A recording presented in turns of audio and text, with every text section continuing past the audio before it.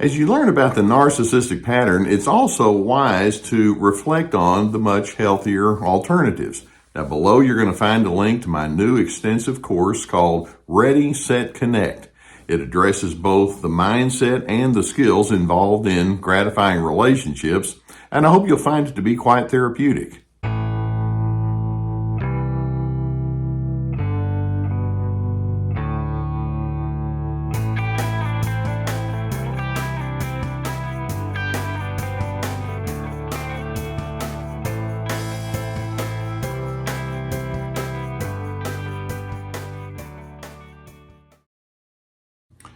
One of the questions that I'm asked fairly commonly is, why do you put so much emphasis on understanding the narcissistic pattern of life? And that's a very fair question. You know, many years ago, I began my career doing a lot of anger management workshops. And as I would talk about the healthy versus unhealthy ways to handle conflict and strain and tension, then we would go into not only the style of managing anger that you would have, but all the many characteristics behind that anger that would feed into it. And as the years went by, I began realizing more and more clearly that when I'm talking about so many of those behind the scene features that feed into unhealthy conflict resolution, I'm talking about the narcissistic pattern.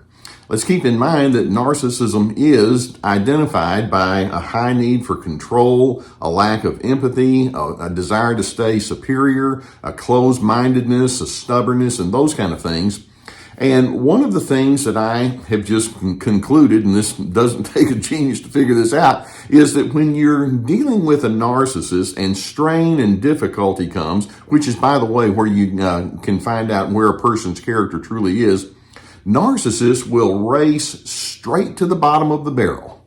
And it's like, okay, I want you to know that I'm committed to these dirty, dastardly characteristics, and it makes no sense to even say it like that, but that's the way it is. You're going to get pummeled. I'm quite good at what I'm doing, and so their character development is at such a low level, and they dwell down at that bottom level of character that they become very difficult to engage with. This is why they have such a long string of broken relationships behind them. I mean, just think through some of the things that you have experienced with that narcissistic person that represent the bottom kind of characteristics. For example, I just mentioned stubbornness.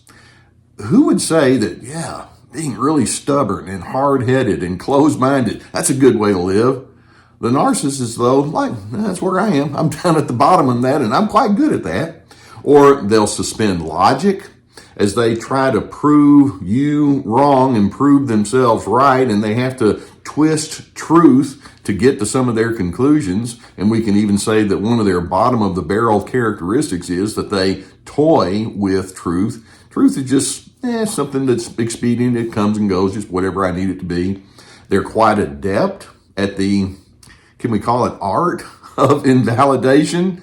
They're quite good at lasering in on the things about you that they don't like. They can be very critical and negative, and they can hardly see anything right about you because they have to elevate themselves at your expense.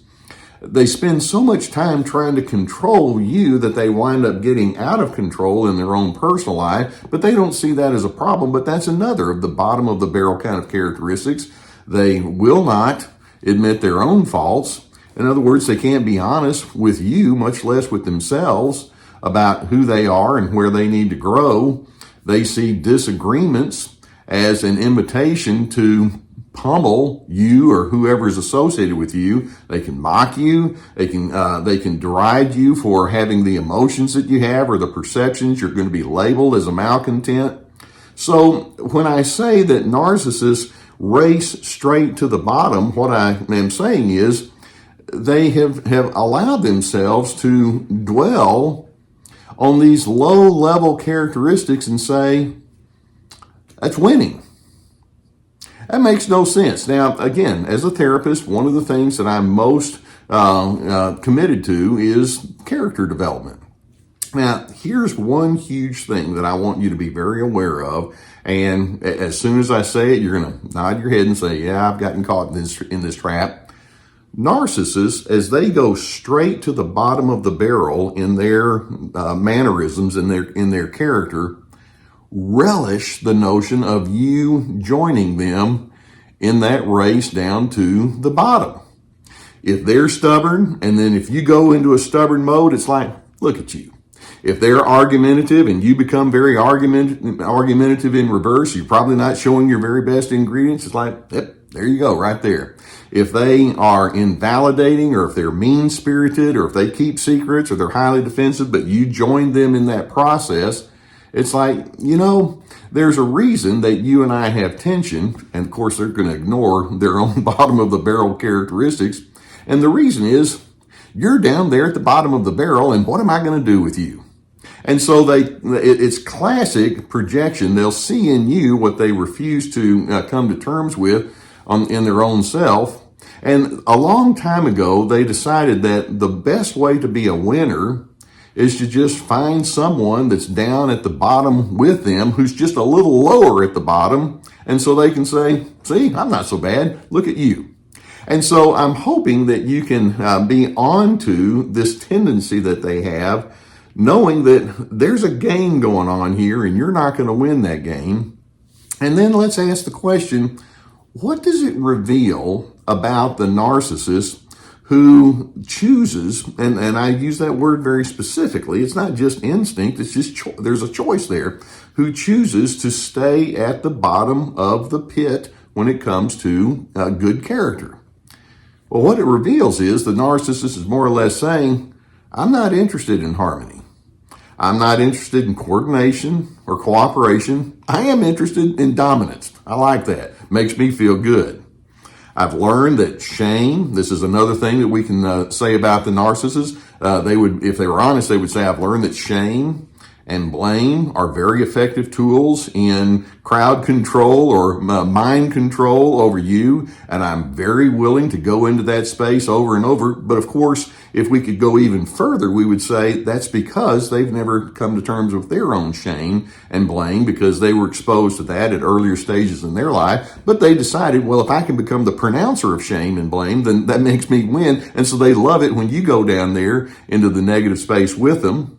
Also, it reveals that the narcissist has determined that clean assertion is for wimps, that decency and coordination is something that gets them nowhere good, because you see, they build their self-esteem, such as it is, always, not sometimes, always at someone else's expense. And it's like, yeah, that works for me. I think I'm going to keep doing that. And so they focus on your mistakes, because it's far more profitable than examining their own. Their bottom-dwelling mindset also reveals that they've determined that bullying makes you win. Bullying works. For them, if they can intimidate you, then that makes them a somebody, and that's how they operate. And so they also have decided, and this is revealed in their bottom characteristics, that when their problems become the focal point, it's so much more profitable for them when they will turn you into a scapegoat. You're the problem. They'll do what we call boomerang communication. You want to talk about their faults, they just throw it right back onto you. They go into denial and lying. In their way of life, dehumanizing other human beings works. And so I'm hoping, like I say, that you can see that they have this ongoing commitment and propensity to stay down there at the bottom. And as you commit to being the person that says, but I want to be on Team Healthy, then I'm hoping you can see that for what it's worth, so that when they come at you with those bottom characteristics, you won't say, hey, move over, I'm doing it too. No. You and I can determine that there's going to be some group of individuals who are going to say, I don't want to go into that narcissistic pattern and all that it represents. I want to stand for DRC, dignity, respect, and civility. And I'm hoping you can join me as we think, why in the world would I want to compete with a narcissist in the race to the bottom when I know that ultimately my sense of well-being is built upon pretty much the exact opposite of what these individuals stand for. I know it's very difficult at times for you to think that you're standing alone against these strong-willed and forceful narcissists, but if that's necessary, then do so. It's called boundaries. It's called self-care. It's called having a sense of dignity within yourself. So when the narcissist goes to the bottom characteristics that define who they are, and then they kind of give you that invitation, come on, join me. Go toe-to-toe with me.